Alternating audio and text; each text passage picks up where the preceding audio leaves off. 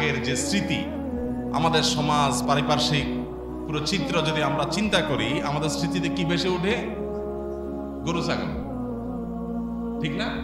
আর কোনো আমল কি ভেসে ওঠে? ইবাদতের একটা মৌসুম রমজান মাস, আলহামদুলিল্লাহ কম বেশি কিছু আমলের কথা আমাদের সে মাসের কথা চিন্তা করলে মাথায় আসে। বাট জিলহজের প্রথম দশক চিন্তা করলে গরু ছাগল ছাড়া আমাদের মাথায় আর কিছু আসে না। তার মানে হলো এই দশক যে ইবাদতের দশক, নেকামলের দশক, তার কোনো ছিটা ফোটা, তার কোনো চিত্র, তার কোনো প্রভাব আমাদের সমাজে দেখা যায়। তাহলে ক্রাইসিসটা কি আমরা ধরতে পেরেছি? যে শয়তান আমাদেরকে ইবাদতের একটা মৌসুম থেকে দূরে সরায় রাখছে। আমাদের সমাজে যেভাবে হোক এটা হারিয়ে গেছে, এটার আলোচনা নাই, পর্যালোচনা নাই, বিবেচনা নাই, চর্চা নাই, আমল নেই। তাহলে এখন আমাদের কর্তব্য হলো এই দশকের আমল এবং চর্চা সমাজে প্রতিষ্ঠা করতে হবে ইনশাআল্লাহ। আমি নিজে তো করবই, অন্যদেরকেও করাবো। কিভাবে করাবেন? বুদ্ধি আমি শিখে দিচ্ছি ইনশাআল্লাহ। খুব সিম্পল কিছু আইডিয়া আছে, যে আইডিয়াগুলো হয়তো হেল্পফুল হবে আপনার কাছে। আরো বেটার আইডিয়া থাকতে পারে, সেগুলো আপনি শেয়ার করতে পারেন অন্যদের মাঝে। জিলহজের প্রথম দশক উপলক্ষে অনেকগুলো করণীয় আছে, অনেকগুলো করণীয় আমল আছে। আমরা সে আমলগুলোর কথা আগে একটু বলে নিই, এবং আমলগুলোর বলতে বলতে ফাঁকে ফাঁকেই আমরা কিভাবে সমাজে সেটা বিস্তার করবো সেটা আমরা বলে ফেলবো ইনশাআল্লাহ। নাম্বার 1, জিলহজের প্রথম দশকের সবচেয়ে বড় করণীয় হলো হজ করা। এই দশকে যত করার কাজ আছে এর ভিতরে সবচেয়ে বড় কাজ কোনটা? হজ করা। আল্লাহ যাদের তৌফিক দিয়েছেন তারা তো ইতিমধ্যে চলে গেছেন, অনেকে যাবেন ইনশাআল্লাহ। আমাদের জীবনে যাদের তৌফিক এখনো হয় নাই, তারা নিয়ত করি জীবনে কোনো এক বছর জিলহজের প্রথম দশকে আমি একটু হজ করবো। আল্লাহর কাছে একটু এখনই দরখাস্ত জমা দিয়ে দিব, দোয়া করব, চেষ্টা শুরু করবো যে আল্লাহ এই দশকের প্রধান আমল হজ জীবনে একবার আমাকে করায়। আমি দুনিয়া থেকে চলে যাব, তোমার ইবাদতের এই মৌসুমের প্রধান আমলটা জীবনে একবারও করবো না, তা কিভাবে হবে? একবার অন্তত যেন করতে পারি, এই তৌফিকটা আল্লাহর কাছে আমরা চেয়ে দিব ইনশাআল্লাহ। তাহলে প্রথম আমল পেয়ে গেলাম জিলহজের প্রথম দশক, সেটা হলো কি? হজ। দ্বিতীয়, হজের পরে দ্বিতীয় সর্বোচ্চ গুরুত্বপূর্ণ আমল হলো কোরবানি করা। আলহামদুলিল্লাহ যাদের সামর্থ্য আছে তারা কোরবানি করবেন, আল্লাহ চান তো, তাই না?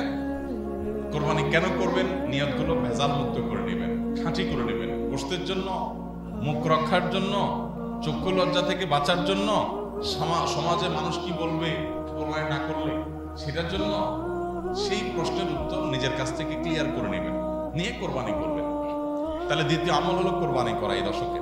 3 নম্বর আমল হলো এই দশকে যে কোনো রুটিন ভালো কাজ বিশেষ গুরুত্বের সাথে করা।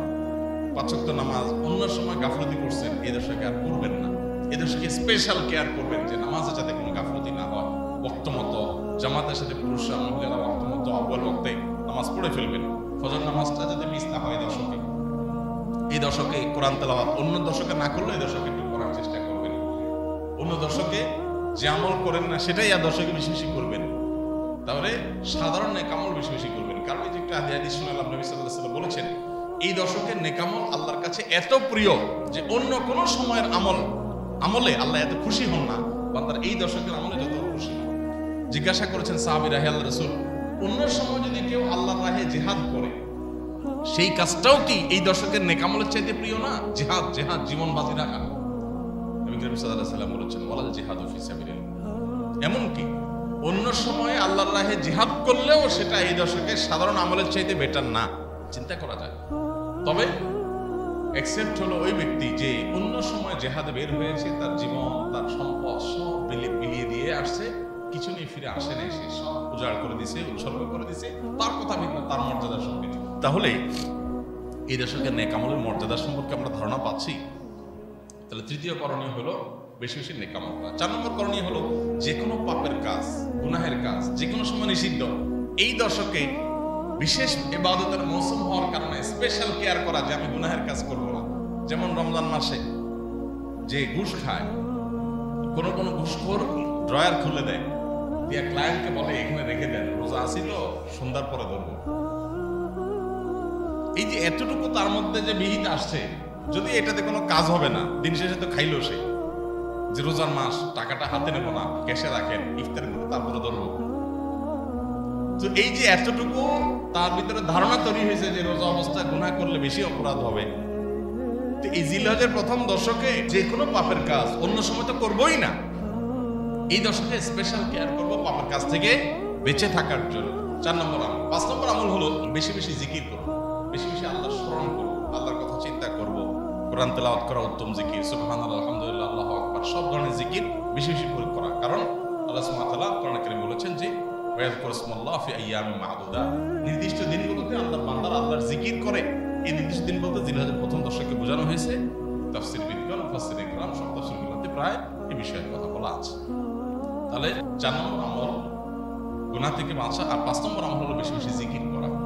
6 নম্বর আমল হলো এই দশকে যারা কোরবানি করবেন তারা চুল নখ ইত্যাদি এই 10 দিন কাটবেন না। অর্থাৎ জিলহজের চাঁদ ওঠার আগে চুল নখ, গোপ, অবাঞ্ছিত লোম এগুলো কাটাকাটি শেষ করে চাঁদ উঠছে আর কোরবানির আগ পর্যন্ত এটা করবেন না। কোরবানি হয়ে গেছে, চাঁদ উঠছে, এরপরে এটা করবেন।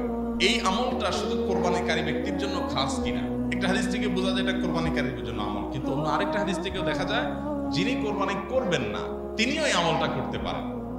করলে আল্লাহ তাআলা থেকে কোরবানি করার সওয়াব দান করবেন।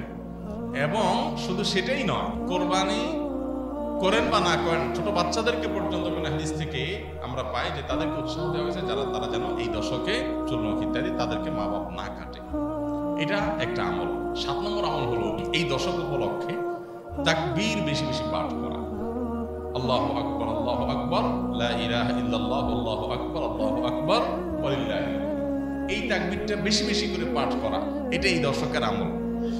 এই দশকের আমলকে পুনর্জীবন দেওয়ার জন্য এই পয়েন্টটাতে আমরা একটু কাজ করতে পারি। অর্থাৎ তাকবীরের ধ্বনিতে আমাদের পুরো পরিবেশটাকে মুখরিত করতে পারি। এই জিনিসটা মিডল ইস্টে আছে, সৌদি আরবে আছে।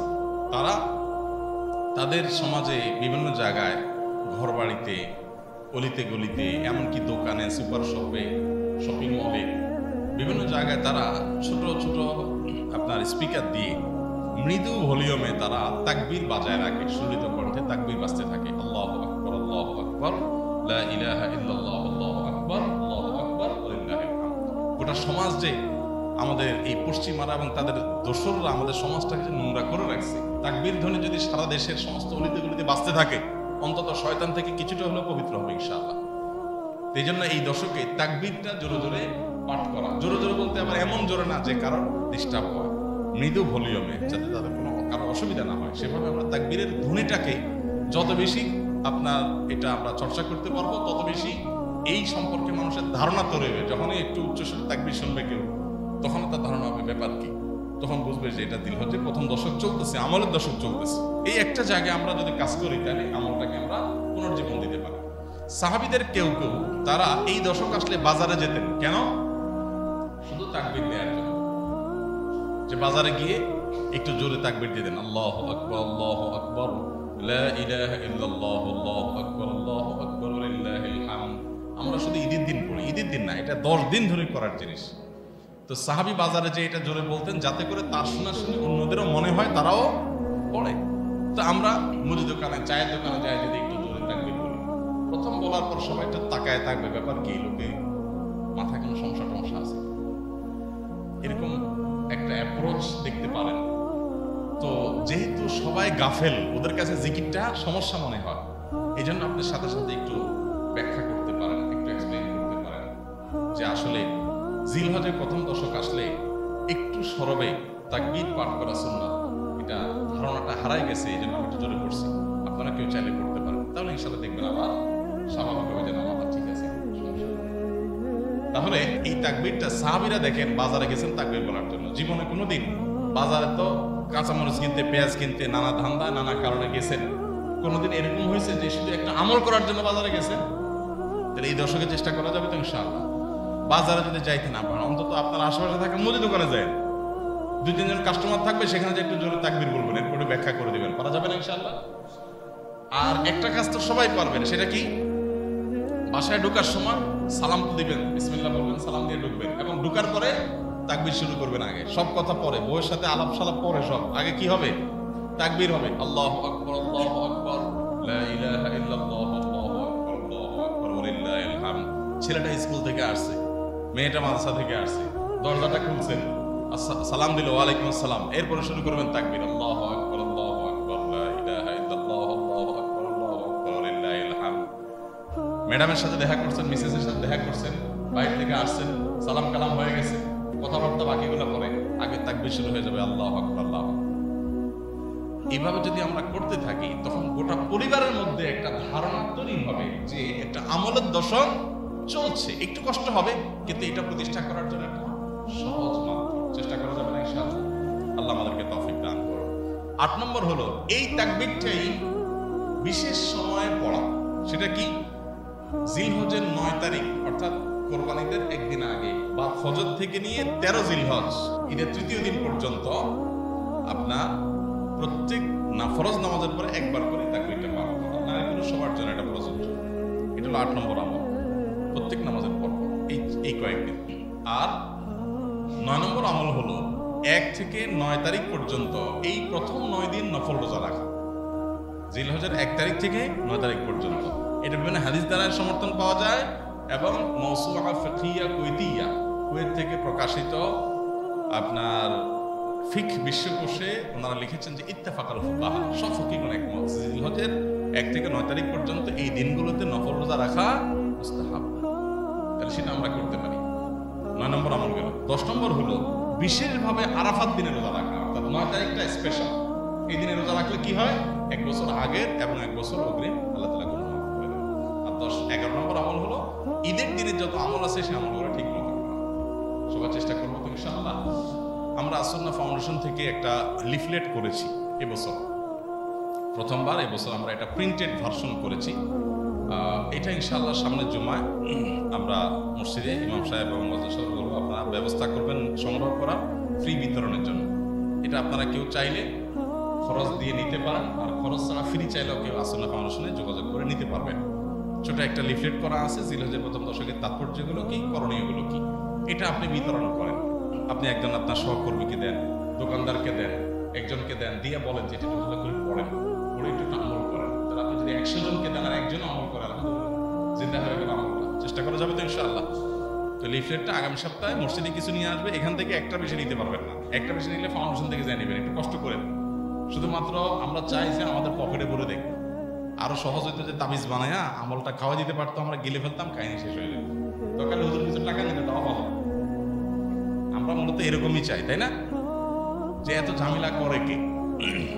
দরকার হলে হুজুর কিছু টাকা পয়সা নেক, একসাথে তাবিজ দিয়ে দেখ, খাইয়ে ফেলাই, যাতে শেষ হয়ে যায়। কষ্ট করতে রাজি না। লিফলেট গুলো কষ্ট করে সংগ্রহ করবেন, আর এখানে মসজিদে থাকবে মুসল্লিদেরকে দেওয়ার জন্য। আল্লাহ তাআলা আমাদের সবাইকে সমাজ থেকে হারিয়ে যাওয়া এই আমলটাকে পুনর্জীবন দেওয়ার তৌফিক দান করুন। সবাই চেষ্টা করবো তো ইনশাআল্লাহ। জাযাকুমুল্লাহ খাইর, জাযাকুমুল্লাহ খাইর। খুব বেশি আলোচনা করব এবং অন্যদের মধ্যে ফেরি করব, উচ্চস্বরে তাকবীর দিতে থাকবো ইনশাআল্লাহ। আল্লাহ তাআলা আমাদের সবাইকে সে